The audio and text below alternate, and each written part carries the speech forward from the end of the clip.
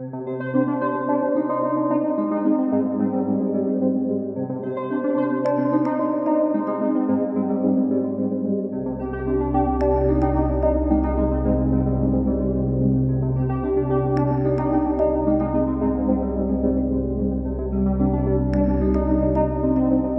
this episode of Scammer Stories, we're very fortunate to have an important guest back on who can give us some insight on romance scam victim shaming.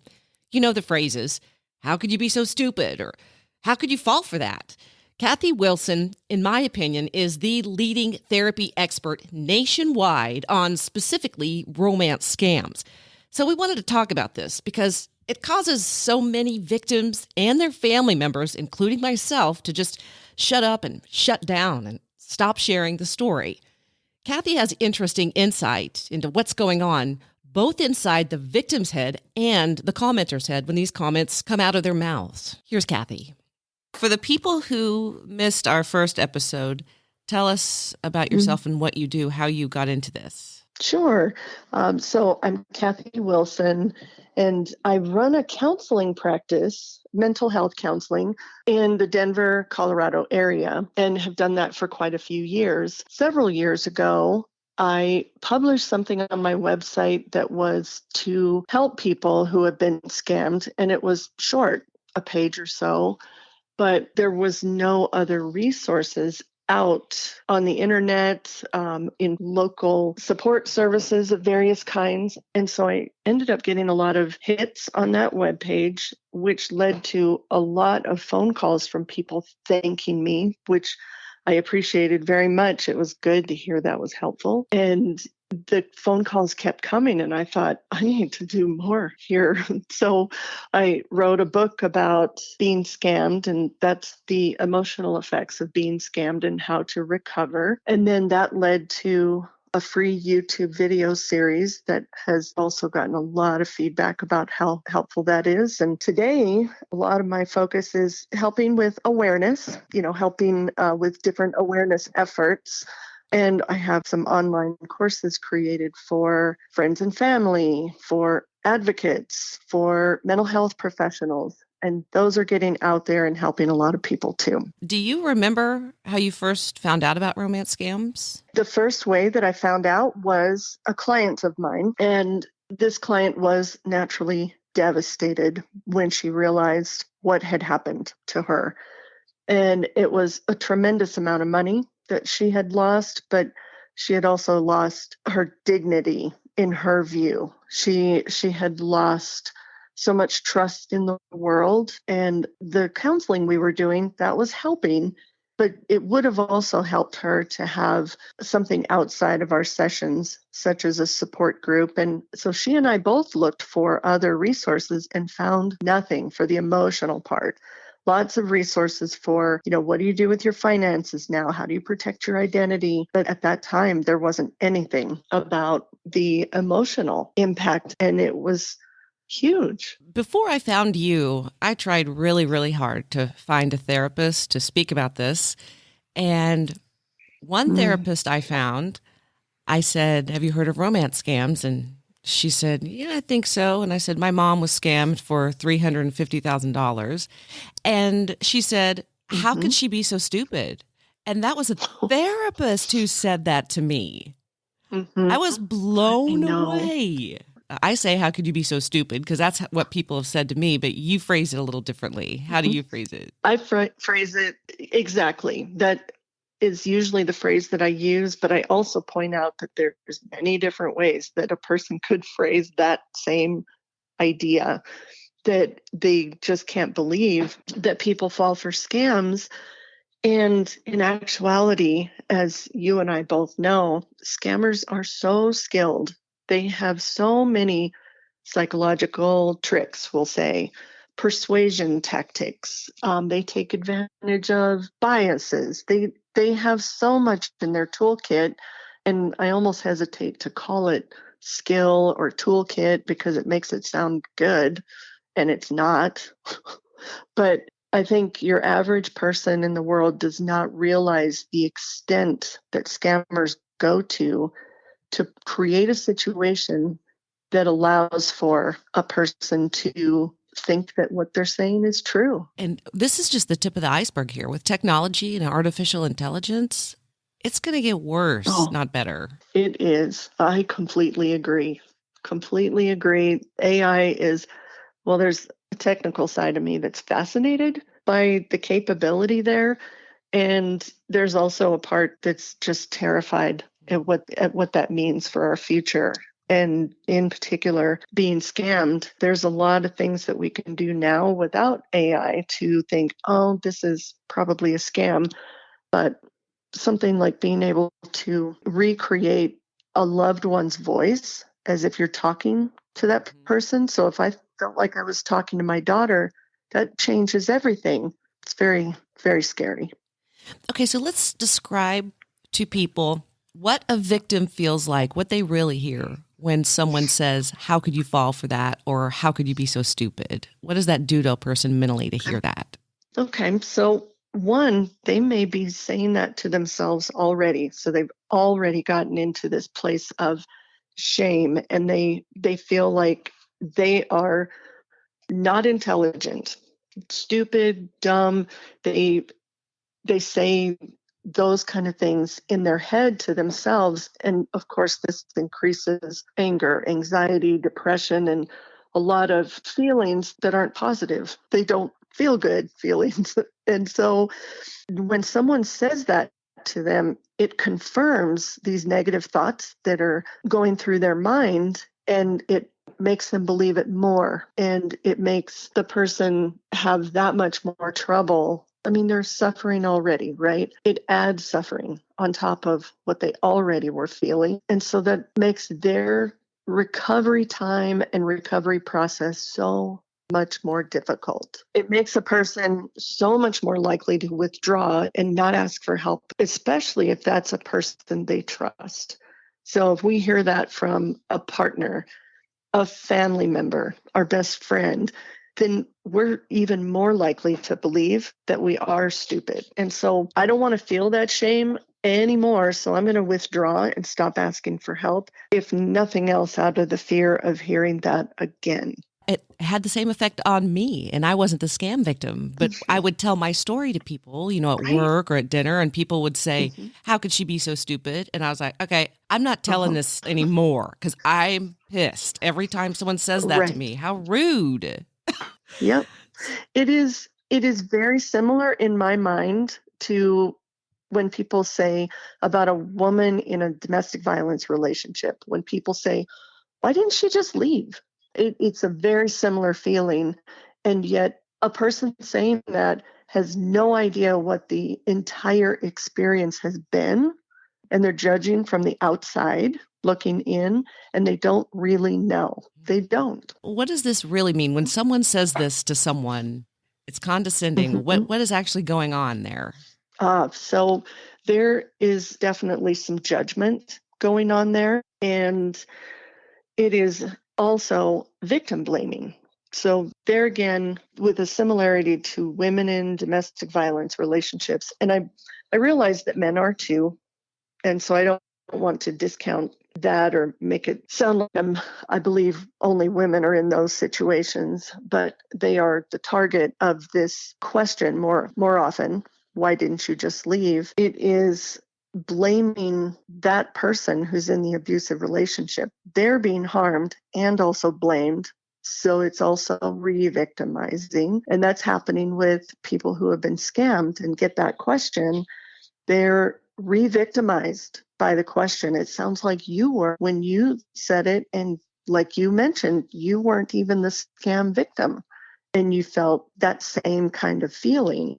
And so victim blaming, it comes from a bias that we all have. That's the fundamental attribution error. Not everyone does this, of course, but we're all susceptible to doing it because we have human brains. And what it essentially means is that when something bad happens to me, I look for an outside reason outside of me that caused that to happen. But when a bad thing happens to someone other than me, I immediately look for something to do with them that caused that to happen. And so it's a natural way that our brains work, and we have to use our critical thinking skills to bypass that. And a lot of us don't realize it's there. A lot of us don't try. So what I'm hearing is, so when someone says this to a victim, it's, I'm better than you, or I'm smarter than you. Exactly. Exactly. It reminds me of like at work, if there's someone who I don't get along with at work, this has happened a couple times, and a coworker would say, well, that person never acts like that to me. Oh, okay, well, that's not helpful, but you're saying that, that it's me that's the problem, not the bully. It's the same kind of thing, that people are trying to feel better about themselves. The same kind. They do. They absolutely do. And there's almost a piece to that wanting to feel better about themselves that is also wanting them to feel safer. Well, here's some proof for myself that this couldn't happen to me. I'm smarter than this person. I get along better with people in your example, and you name it. There's a lot of instances when we do that. And unfortunately, in this kind of situation where someone's already suffering so much, like I said before, they're already having a very hard time. And to add that, how could you be so stupid? How could you fall for that? Adding that on top of it just really enhances all those negative feelings. It leaves us feeling worse. What do you think we should say to victims? What is helpful? So I have a few of those. To simply say, oh, this must be awful for you. I'm so sorry that happened.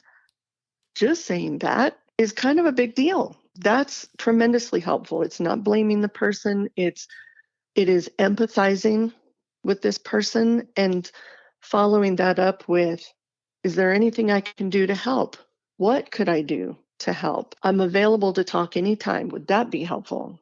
Right? Those kind of statements. And if the person seems ready to take any action at that point in time, then you could say, well, have you reported this? Have you looked into reporting it and what that might mean? Engaging them in something empowering is always helpful. And then another thing you can do to actually help them is ask them what resources they've found that have been helpful. So there may be articles they've read that help them realize that, or you could find them yourself and point this person to where those articles are that would be helpful to get them to push back against the feeling of shame and the feeling of being stupid. One thing that this conversation really has me thinking about, since my mother passed away, I always wonder if I handled it wrong. The victims aren't the only victims. Their loved ones also go through this whole ordeal. And I wondered if I handled it right. Yes.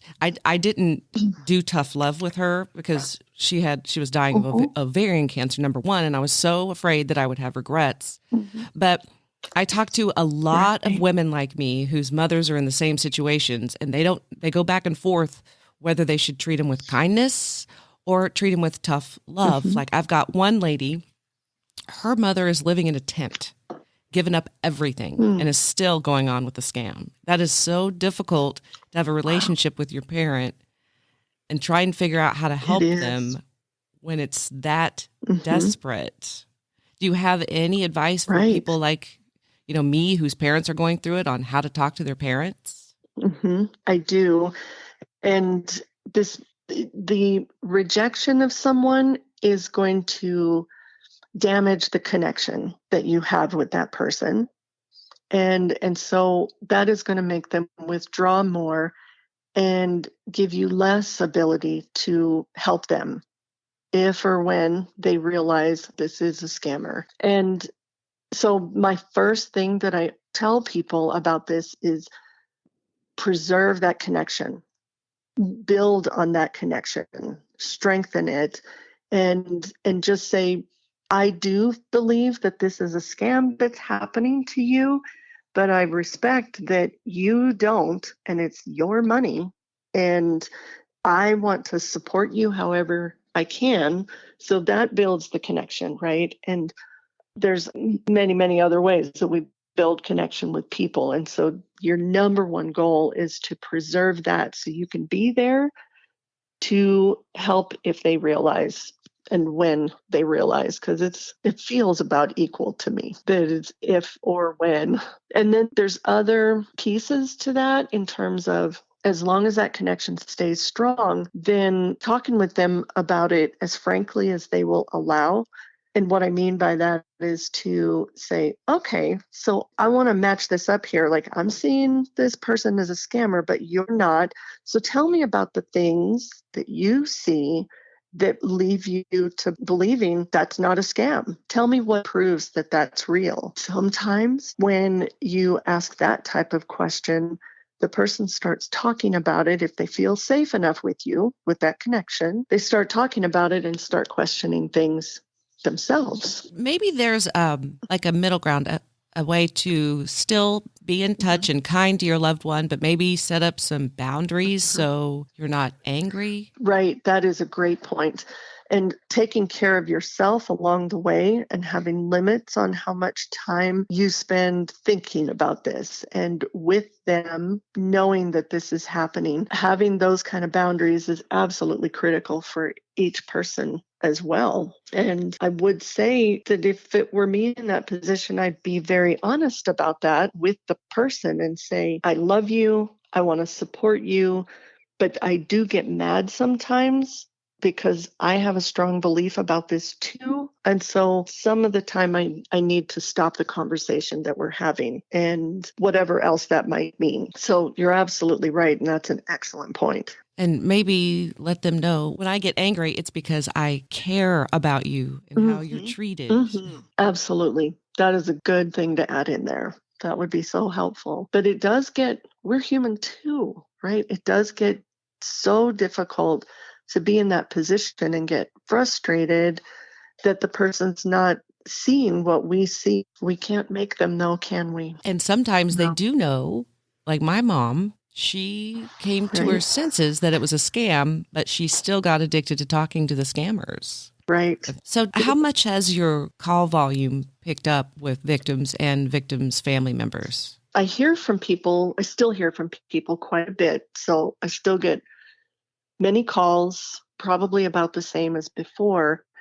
But I now I have a place to direct them, such as that free YouTube playlist that I set up for people who have been scammed. And I also receive a lot of comments on those videos that show that those are helping people quite a bit. Sometimes people just call to say, I saw your videos. Thank you. I read your book. Thank you. That's all really helpful. And so the calls have changed slightly to where there's more of that as opposed to people who haven't come across any resources for themselves yet. Do you ever hear from any other therapists asking questions, or is that not something that would happen in the circles that you run in? I mean, are therapists becoming more aware of this and tackling it more? Not enough, not aware enough, but I'm working on that. And I do hear from therapists quite a bit in wanting to consult about this topic so they can be the best support for the client of theirs that they possibly can.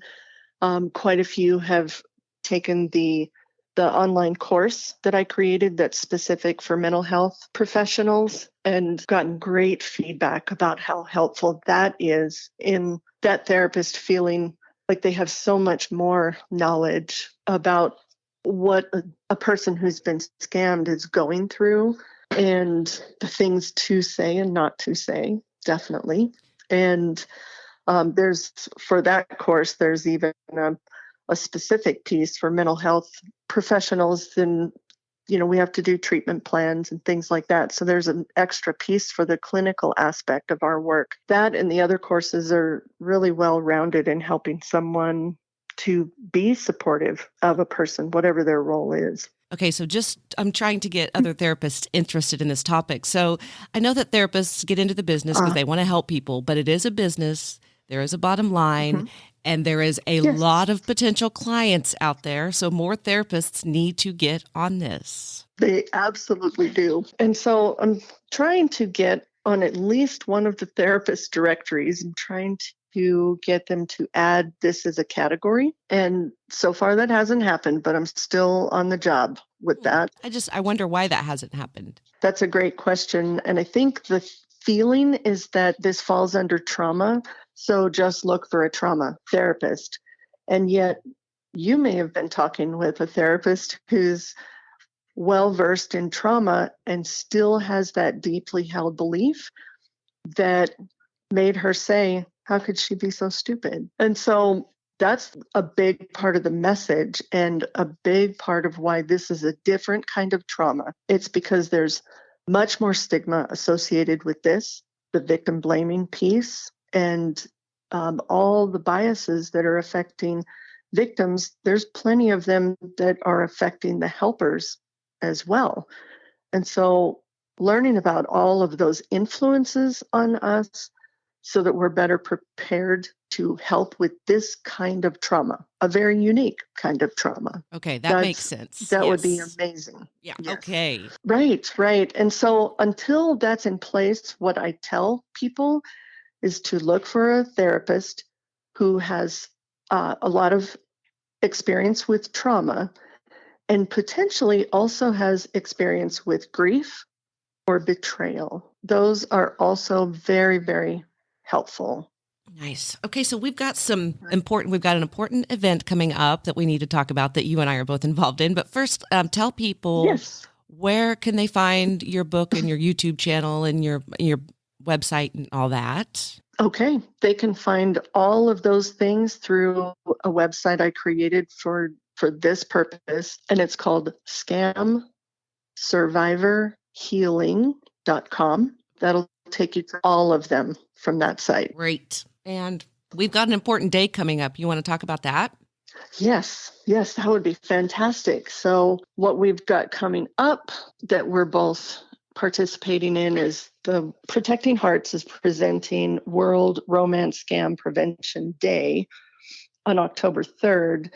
And on that day this year, we have a webinar to celebrate that because we definitely need more awareness about this and prevention efforts. And so I'm speaking for that webinar. Looking forward to speaking, and I have 10 minutes roughly to speak, and I could talk for hours and hours about my topic, which is how manipulation works in scams. So I have to hit it at a high level, but I've got some good little nuggets of information for people about how the manipulation works. And we've posted where you can join that webinar, everyone's websites, Right. the support groups. It's easy to find. Oh, I would add one point, and that is absolutely anyone can be scammed. And a lot of people believe that there's no way that could happen to them, that they're too smart for that to happen. They know about all the scams that are out there, so they would never be fooled by a scammer. And that's just not true, because there is a scam for everyone, and there's a scam for every single person. If the circumstances are set up for it, any one of us could be taken advantage of. I have to admit, even I got scammed into giving out my credit card information last week. Mm-hmm. Yep. And I'll tell you how it happened. I'm ignorant about football, and I'm trying to learn football. And so I joined a fantasy football league at work, and they send me a link, and I click on Get Started, and I hit Start Now. And it asks for my credit card information. And I said to the guys at work, I said, it's asking for my credit card. And they said, yeah, that's so if you win, you get the money. And I was like, okay. So I put my credit card information in. It was a pop-up scam. I had to call my bank and cancel my credit card. Right? And everyone at work was like, April, you have a scam podcast. What? But this is unfortunate first. It's also a great example of how any of us could get pulled into this happening. So one, you're a little uncertain, so there's a little bit of anxiety anyway, which is going to make you less resilient in that moment. And you asked around. You looked at some people around you and said, should I be putting my credit card in there? And all these people that you trust are saying, yeah, that's how you get your money. right? And so there was an authority aspect of that, or credibility aspect, because they were all saying, yeah, that's what you do. And so, of course, you would go forward. When you break it down like that, then it's a little easier to see how a scammer can set things up in a way that allows for people to be more easily taken advantage of. And the more of the vulnerabilities that you stack up, then the more likely a scam is going to happen. And so that I'm pretty passionate about educating people about that piece, because the more we get people to realize anyone can be scammed, then there's less judgment, less stigma. Yes, that's why I'm sharing my story. Ultimately. It's embarrassing to me, but Yes. I'm like, I better tell people that it And happens to me too. So. right. And in anything that's unfamiliar. So I'm going to bring up cryptocurrency with that. There's a large part of the population that doesn't really understand how cryptocurrency works. And that is definitely an advantage for scammers. Because if they say, well, we need to use cryptocurrency, it's the safest, which is not, obviously. They tell you a bunch of things about how great cryptocurrency is and efficient, or whatever their story is. And for someone like me that doesn't know hardly anything about how that works, I might believe them because I don't know that much about it. And so I think that's part of the advantage. Plus, I mean, the money, what I understand is the money disappears and there's no coming back from that. Yeah, that's why that's growing so quickly. It's extremely difficult to track. Mm-hmm. Yes. You don't want to miss that webinar on the first World Romance Scam Day on October 3rd. If you miss it, though, I'll post the video afterward on the Scammer Stories Facebook page. I've also posted all the links to find Cathy Wilson in the notes. Now, the next episode is going to be an interesting one. I talked to a man who says he's a reformed romance scammer. We'll see. We'll find out what made him change his ways. And this is another episode without any commercials. I managed to do another one. If you would like to donate to make sure I can continue with this podcast, I'll put a link in the notes for that as well. Until next time, Scammer Warriors.